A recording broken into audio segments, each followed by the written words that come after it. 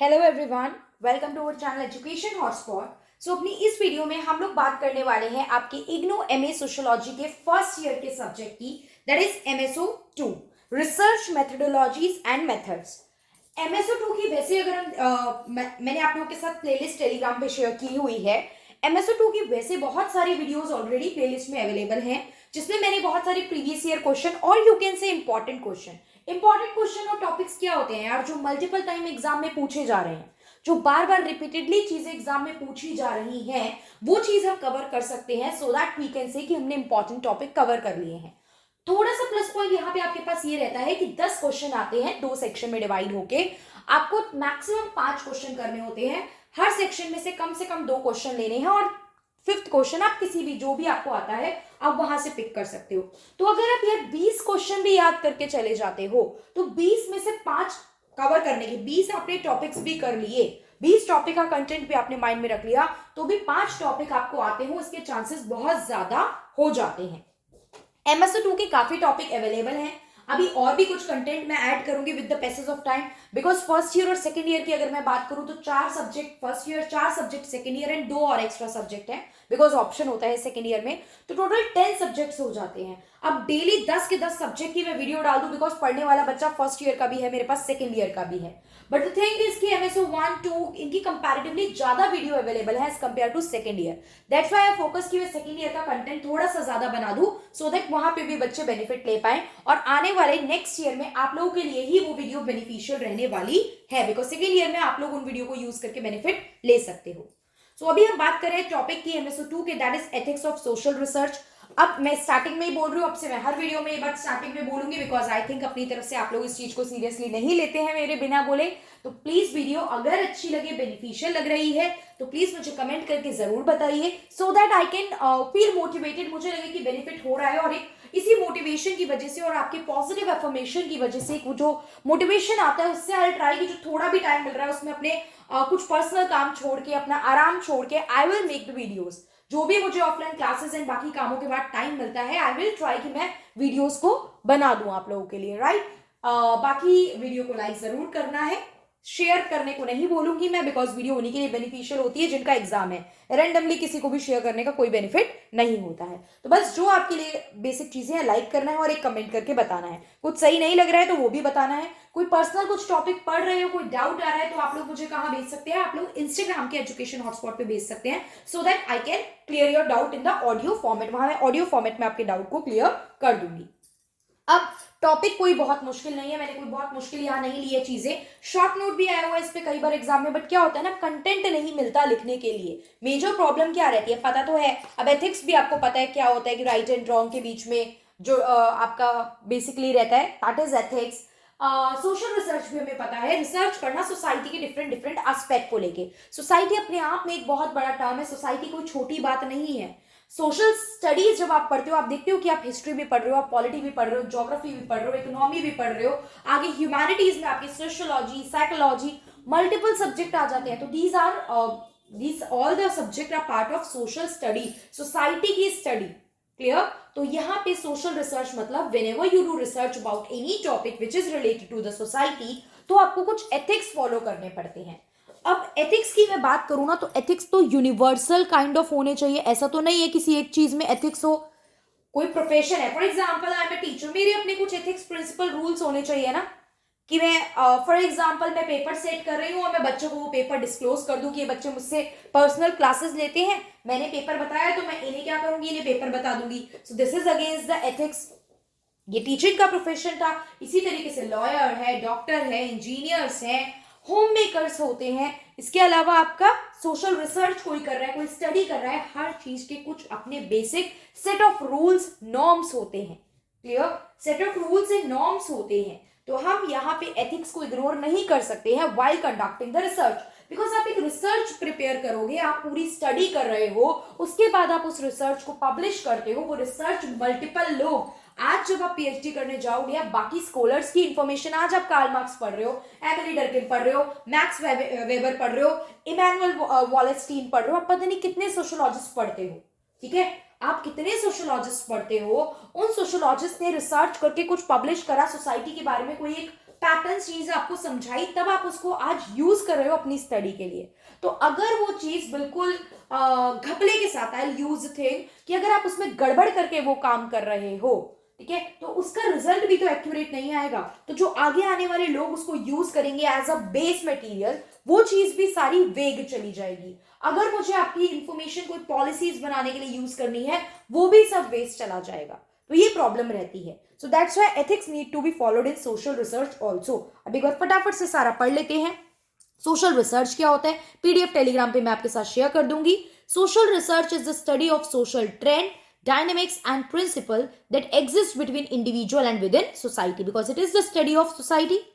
Social research is conducted, क्यों conduct कर रहे हो आप? It is conducted to better understand the social factor that motivate and influence human beings. Society में जितने भी factor हैं उनको ज़्यादा इन डेप्थ डिटेल में समझने के लिए, and to analyse how and why human interact with each other. जो सोशलाइजेशन होता है, ह्यूमन बींग्स एक ग्रुप है अलग अलग तरीके के, प्राइमरी सेकेंडरी बहुत सारे ग्रुप्स होते हैं, वो आपस में जो इंटरैक्ट कर रहे हैं, तो वाई और हाउ दे आर इंटरैक्टिंग, ये सब कुछ स्टडी जो है ये आप सोशल रिसर्च के थ्रू पता लगा सकते हो। Ethics are self regulatory guidelines for making decision. अब एथिक्स बता रहे हैं क्या होता है। देखो अभी सोशल रिसर्च देखा कि कैसे ग्रुप एग्जिस्ट करते हैं, अब आपको पता चलता है। देखो आप टाइप ऑफ फैमिलीज पढ़ते हो, टाइप ऑफ मैरिजेस पढ़ते हो, तो आपने देखा ना कि कुछ सोसाइटी में मैट्रिलिनियल भी होता था, पेट्री लोकल मेट्री लोकल का कंसेप्ट देखा। तो कुछ अलग अलग थिंकर्स, सोशियोलॉजिस्ट ने इनकी स्टडी करी है, जिन्होंने अपनी रिसर्च मतलब रिसर्च स्टडी करना is to find out something ना, रिसर्च किसी चीज को दोबारा से सर्च कर रहे हो, एग्जिस्ट करता है और आप उस पर अपनी सर्चिंग कर रहे हो, अपने लेवल पे जान रहे हो। जानने के तरीके बहुत सारे हो सकते हैं, आपको पता है रिसर्च कंडक्ट करने के मेथड्स कलेक्शन बहुत सारे होते हैं। सर्वे करो, इंटरव्यू करो, वहां जाके उस जगह पे रह के information low, that is participant observation.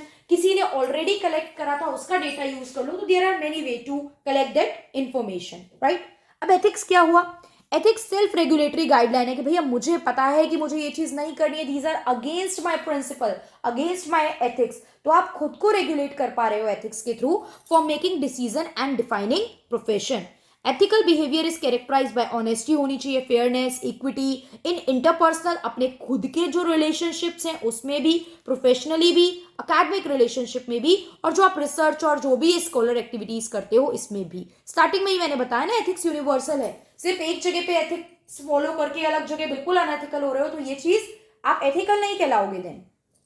While examine human behaviour, जब आप ह्यूमन बिहेवियर को एग्जामिन करते हो, सोशल साइंटिस्ट क्या कोशिश करते हैं कि क्या डिफरेंस इन ओपिनियन आ रहा है, राइट। आप दो लोग हो, आपकी ओपिनियन में क्या डिफरेंस है। For example few people are Marxist and other are non Marx, मतलब मार्क्स की विचारधारा को फॉलो करते हैं कुछ लोग नहीं करते हैं। तो क्या आइडियोलॉजी थी मार्क्स की, तो ये जो लोग फॉलो कर रहे हैं वो इनके सपोर्ट में है, जो नहीं कर रहे हैं वो इस रीजन से नहीं है।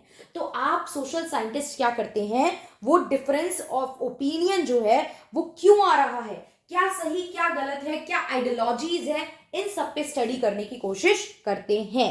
और जो राइट एंड रॉन्ग का आइडिया है वो बिल्कुल पर्सन टू पर्सन वेरी करता है। गांधीयन आइडिया, एक गाल पे थप्पड़ खा के दूसरा गाल आगे करो, वो भी बिल्कुल एक अपना एक आइडियोलॉजी है, उसकी भी प्लस माइनस है। दूसरा पर्सन है जो कह रहा है कि भैया एक गाल पे थप्पड़ क्यों खाऊं, मैंने एक पे खाया है तो मैं दो पे जरूर मारूंगा, राइट। तो ये भी अपनी एक आइडियोलॉजी है। तो इनकी आइडियोलॉजी क्या सही क्या गलत है, वो पर्सन कह रहा है मैं क्यों बर्दाश्त करूं, जब मुझे पड़ा है मेरे साथ गलत हुआ है तो मुझे आंसर करना चाहिए, मुझे सहते नहीं रहना चाहिए बैठ के चुपचाप।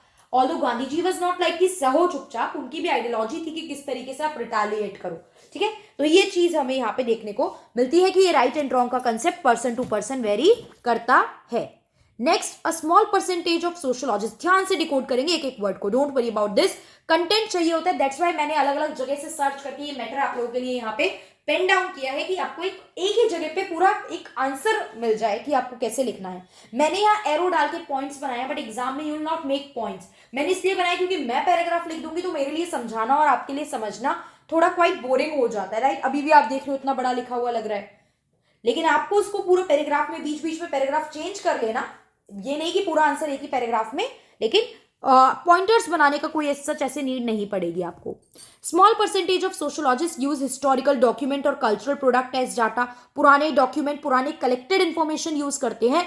वहीं बहुत सारे सोशोलॉजिस्ट जो हैं वो रिलाई करते हैं कि वो इंटरव्यू कंडक्ट करते हैं। वहां पार्टिसिपेंट ऑब्जर्वेशन का मैंने मतलब क्या बताया, जिस बारे में इंफॉर्मेशन जाननी है उस एरिया में जाके रहते हैं, पार्टिसिपेट करते हैं। जैसे MS श्रीनिवास की एक स्टडी थी कुर्ग्स की। कुर्ग एक जगह की उन्होंने स्टडी करी थी साउथ की, तो वो उस जगह पे जाके रहे, वहां की कल्चर, वहां के ट्रेड्स को ऑब्जर्व किया एंड देन अपनी रिसर्च और अपना जो स्टडी था वो उन्होंने उस जगह के बारे में किया। तो this is participant observation. Sociological research focus on large population. ज्यादा आप रिसर्च कर रहे हो, आप सिर्फ एक दो इंसान पे कौन रिसर्च करता है? आप पूरी सोसाइटी की, किसी पूरी स्टेट की, किसी पूरी कंट्री की, या अलग अलग कंट्री में डिफरेंट पैटर्न्स की, फैमिली सिस्टम अलग अलग कंट्री में कैसा है, मैरिजेस का सिस्टम अलग अलग कंट्री में कैसा है। तो आप एक बड़े लेवल पे लार्ज पॉपुलेशन की स्टडी करते हो और ऐसे क्वेश्चन रेज करते हो अपने रिसर्च में, ऐसे टॉपिक पे डिस्कशन करते हो जो अलग अलग डायमेंशन, अलग अलग एरिया को टारगेट कर रही है। और जब वो अलग अलग एरिया को टारगेट करेगी तो आपका जो कलेक्ट करने का तरीका है और जिस तरीके से आप उसे अप्लाई कर रहे हो, process and application of sociological inquiry, वो भी आपके काफी लोगों पे असर डालेगी। बिकॉज आप पूछ रहे हो, आप ऑब्जर्व कर रहे हो रह के, तो आपकी जो रिसर्च आएगी, आपकी जो स्टडी आएगी, वो भी काफी लोगों पे असर डालती है। Thus, the question of right and wrong in research has been a continual concern with the profession. ये तो आपके, अगर आप सोशल साइंटिस्ट हो तो आपके लिए एक इंपॉर्टेंट टॉपिक है, आपके लिए एक कंसर्न का टॉपिक है। Ethics may be conceptualized as a special case of norms governing individual or social action. Ethics जो है वो किसी भी इंडिविजुअल को गवर्न करते हैं, वो कैसे एक्ट करेगा उसको गवर्न करते हैं। सम टाइम आपको कोई काम करना है, आपके आसपास कोई नहीं है, तो ये लॉजिक नहीं आता लोग क्या देखेंगे, फिर भी आपका मन गवाही नहीं देता कि यार भगवान तो देख रहा है, मेरी आत्मा तो जान रही है कि ये चीज मैंने गलत किया, मैं तो गिल्ट में रहूंगी, नो मैटर किसी को पता चला हो ना चला हो, नो मैटर किसी ने देखा हो या ना देखा हो, मेरे मन में तो ये चीज आ जाएगी ना, राइट। तो क्या होता है, आपकी एक्शंस पे भी कंट्रोल लगाने का एक काम करता है, एक्शंस को भी गवर्न करता है ethics. In any individual act और interpersonal exchange, ethics connotes principle of obligation to serve values over and above benefit of the people who are directly involved. Ethics कोशिश करता है, कोशिश क्या करता है, एथिक्स यही बोलता है कि आप अपने बेनिफिट से ऊपर, ये नहीं कि अपना बेनिफिट ले लो बाकी सबका जो भी होता रहे, नहीं, यहां पे ये फोकस करता है कि आप अब लोगों के बेनिफिट के बारे में, पीपल एज अ होल के बेनिफिट के बारे में सोच के चलो, ना कि सिर्फ वो लोग अपना बेनिफिट सोचे जो कि उस काम में डायरेक्टली इन्वॉल्व हैं। जैसे कि मैं किसी चीज में इन्वॉल्व हूं तो ऐसा नहीं कि मैं सिर्फ अपना बेनिफिट सोचूं और बाकी लोगों का बिल्कुल नुकसान सोचूं। फॉर एग्जाम्पल, एक बेसिक सा एग्जाम्पल देती हूँ। देखो, मैं तो आलस के कारण ये काम करती हूँ, लाइक मैं बहुत ज्यादा, क्योंकि फोन से मैं वीडियो बना के अपलोड करती हूँ, देन अगर मुझे वीडियो के बीच में एड सेट करने हो तो मुझे लैपटॉप खोलना पड़ेगा, फिर इन बिटवीन ऐड लगाऊंगी, ये सब काम करना मुझे आता है। इन सब कामों में आलस, आप देखते हो बहुत सारी वीडियो पे प्रॉपर थंबनेल भी नहीं होता है, because I found this very like कि यार बड़े आलस का काम है, कौन बनाए, इतने में मैं अपने और काम कर लूंगी, मेरा काम हो गया, अब तक कंटेंट पहुंच गया, दिस इज द वर्क। वहीं अगर लालच होता, ठीक है, यहाँ पे क्या होता है, यहाँ पे लालच होता कि अगर मुझे यहाँ से अर्न करना है, यूट्यूब का पॉलिसी हम सबको पता है यार, earning is not the thing जो आप यहाँ से ले सकते हो डायरेक्टली अर्न, आप यहां से मल्टीपल बिलियनियर मिलीनियर नहीं बन रहे हो एकदम से, that requires a lot of effort in every field which I did not do.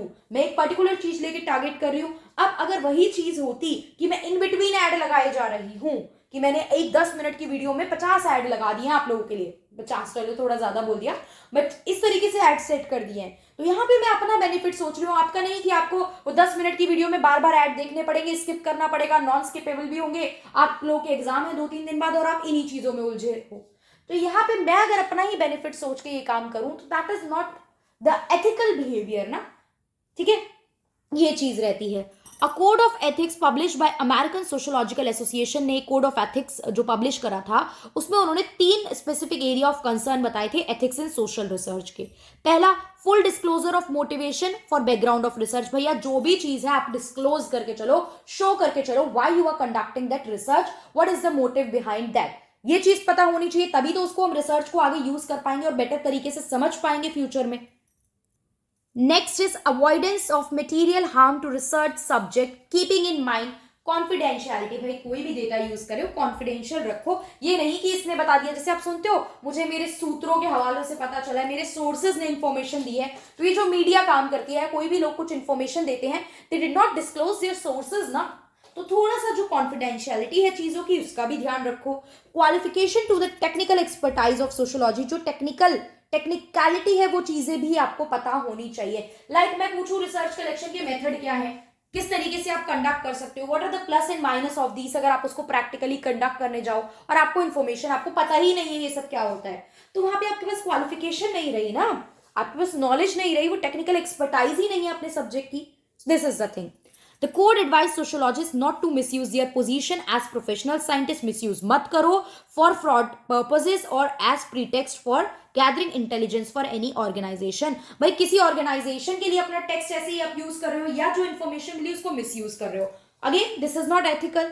The ethic ideology in social research should contribute to the public good के लिए होना चाहिए, respect the rights, dignity and worth of all the people।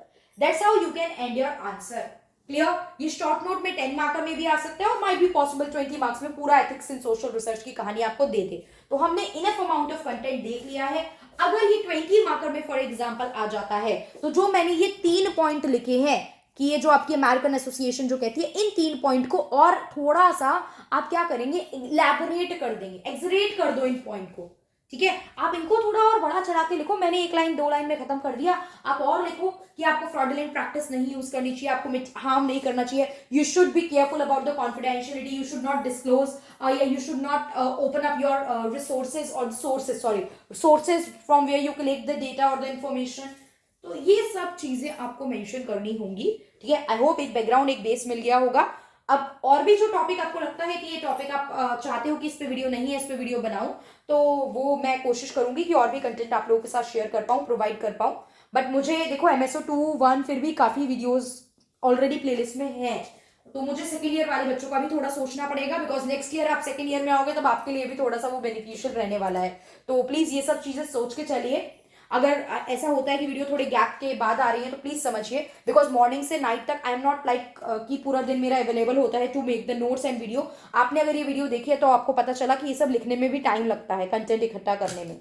So I hope you guys understand and ये video आपकी help करेंगी। That's all for this video, वैसे ही बहुत लंबी हो गई है video. So let's end this, next video में फर्दर नेक्स्ट टॉपिक डिस्कस करते हैं। Thank you for watching.